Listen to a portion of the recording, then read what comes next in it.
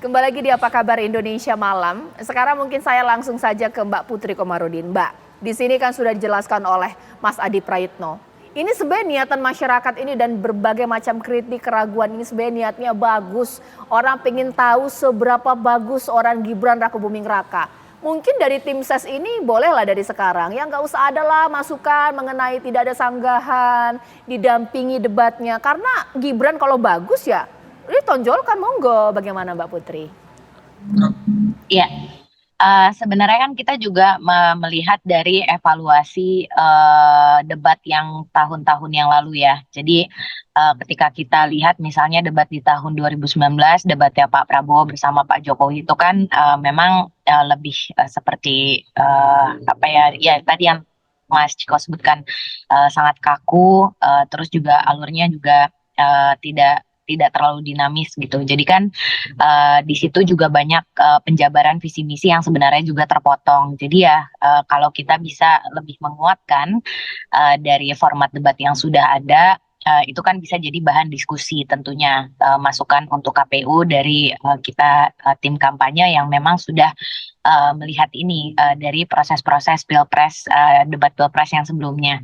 Tapi kan ini kembali lagi tadi kesepakatan antara ketiga paslon. Jadi paslon 01, 02, 03 memberi masukan, nanti KPU yang akan menggodok dan akan memfinalisasikan dari format itu sesuai dengan peraturan dan juga tentu apa yang menurut KPU adalah yang terbaik untuk masyarakat yang akan menonton nantinya supaya tadi yang Mas Adi sampaikan masyarakat bisa benar-benar mendengar masing-masing paslon ini akan mengusung apa dan bisa menentukan pilihannya. Jadi swing voters kita nanti bisa menentukan kemana arah dukungan mereka nanti.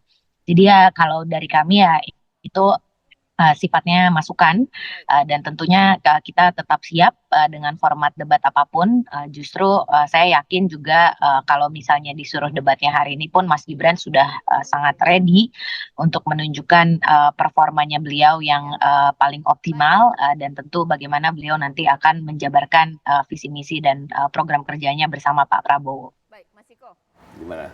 Ini udah siap, hari ini pun udah siap Gibran. Apa jangan-jangan lebih siap dari Banjar ini? Bagaimana?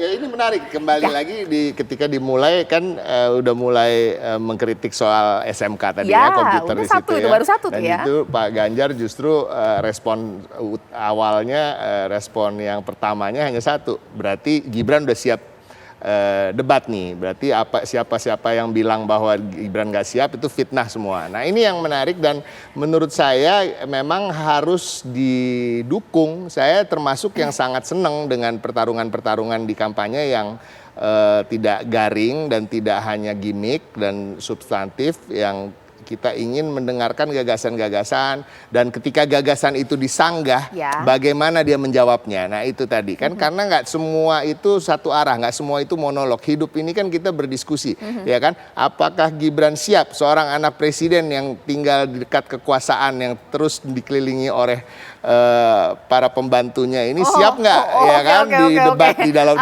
di atas panggung oleh orang-orang yang berlatar belakang orang-orang biasa ini. Ini kan menarik gitu. Ya pernyataan Mas Iko. Mbak Putri dikomentarin dong statement tadi. Apakah siap dikelilingi oleh para pembantu-pembantunya Pak? Mbak Putri boleh ditanggapi. Mas Ciko ini terlalu ekstrim lah ya menyebut pembantu. Menurut saya sih setiap orang kan memang ya mereka terlahir dengan orang tua yang tidak bisa dipilih gitu. Jadi sebagai seseorang yang memang terlahir sebagai anak presiden, beliau kan pasti juga sudah mempunyai banyak pengalaman terkait dengan bagaimana ayahnya atau Bapak Presiden Jokowi itu menghandle segala isu dan juga misalnya memastikan bahwa perdebatan yang terjadi itu tetap memperhatikan kaidah-kaidah kesopanan, budaya ketimuran kita, dan bagaimana nanti beliau bisa menonjolkan program kerja dan juga visi misinya untuk dinikmati dan tentu dimengerti oleh masyarakat Indonesia. Karena kan komunikasi itu ya harus dua arah. Jadi kalau nanti paslon kita menyampaikan visi misi dengan bahasa-bahasa yang terlalu rumit, yang malah nanti yang menonton itu hanya minoritas saja yang bisa paham, sementara kelompok masyarakat yang mayoritas nanti justru tidak terlalu mengerti terkait dengan gagasan yang disampaikan. Tentu itu akan sangat disayangkan dan berarti debatnya itu tidak bisa mencapai tujuan akhirnya. Jadi ya saya sangat yakin Mas Ciko, kalaupun nanti Pak Ganjar dan juga Pak Mahfud misalnya berdebat dengan Pak Prabowo dan Mas Gibran, itu kita akan disajikan tontonan yang sangat indah, di mana beliau ini juga pasti akan memperlihatkan tingkat intelektualnya yang sesungguhnya, dan justru jadi inspirasi buat kita juga yang ada di lapangan ini supaya tetap memperhatikan politik yang aman, damai, dan tetap menghargai lawan main kita masing-masing. Mas Iko justru paling siap, paling punya banyak pengalaman karena satu-satu cawapres yang bapaknya presiden.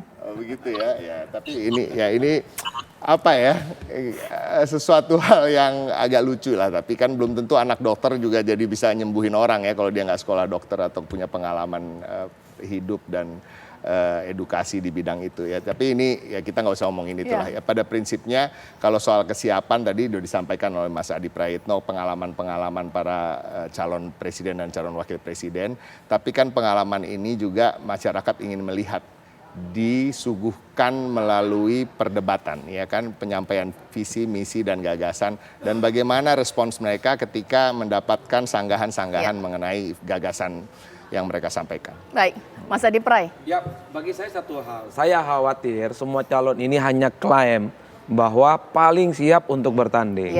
Padahal dia tidak terlampau siap untuk menghadapi perdebatan yang sesungguhnya. Kalau siap betulan, takut apa sih, salah ngomong atau apa sih? Banyak hal substansinya takut tak dikuasai. Soal model komunikasi kepada publik, soal bagaimana ekspresinya. Orang kan nggak nyaman kalau disanggah. Apalagi sanggahannya itu to the point terkait dengan sesuatu yang dianggap menjadi kelemahan. Itu yang sebenarnya ingin dihindari betul oleh semua calon. Tapi yang saya katakan satu hal, kalau nomor 1, 2, dan 3 udah siap, model apapun debatnya mestinya sudah siap, Cak. Nggak perlu usul ini harus didampingi ke panggung. Misalnya debatnya itu harus tak ada saling sanggah.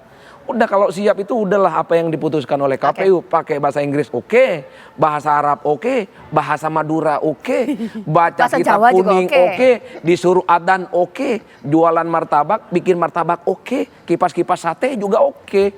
Jadi nggak perlu ribut-ribut bagaimana format debatnya. Saya kira yang penting debatnya itu adalah fokus, substantif, dan mengena pada persoalan. Supaya ada ujungnya ya perbincangan kita hari ini. Kalaulah debat tiba-tiba ada salah ngomong, ada ekspresi yang berbeda, ada ekspresi yang kurang pantas, ngaruh nggak sih dengan orang milih atau nggak jadi milih?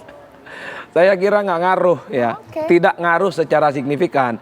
Karena kalau ada slip tongue, salah ngomong, salah diksi, tugas dari tim sukses, bahasanya Bang Ciko, tugas dari para pembantunya untuk mengamplifikasi dan mengamankan segala-galanya.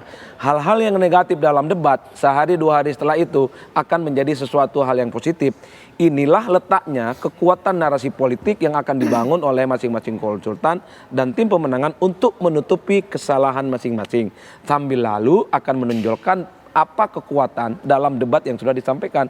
Udah ini sudah lazim kok, Jak. Artinya apa? Dalam masyarakat kita yang saya sebut fenomena echo chamber, masyarakat kita itu kan hanya mau menerima apapun informasinya yang sesuai dengan selera, sekalipun informasi itu buruk, dan sebaliknya. Apapun informasi itu kalau kita nggak suka akan kita tolak, sekalipun informasi itu positif. Oleh karena itu jangan pernah takut salah dalam perdebatan, jangan takut salah melakukan ekspresi dan seterusnya. Karena sesuatu yang buruk kalau dia dipoles, dipermak dengan baik, akan menjadi satu asupan politik yang sangat luar biasa. Disitulah kemudian tanggung jawab dari tim sukses. Kalau mau jujur, Cak, yang hebat tim suksesnya ya. Iya, kalau mau jujur dan hebat, yang heboh dan keren bicaranya ini kan antar tim sukses, antar calon jaim-jaiman, nggak ada yang saling colek, nggak ada yang mau konfrontasi secara terbuka.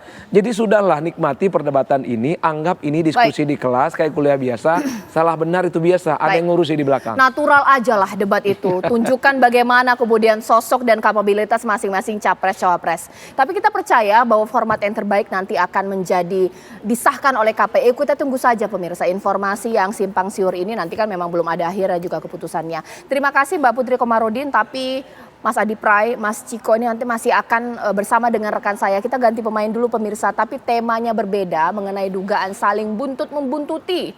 Ini dari agenda kerja Presiden dengan agenda kampanye dari salah satu pasangan capres.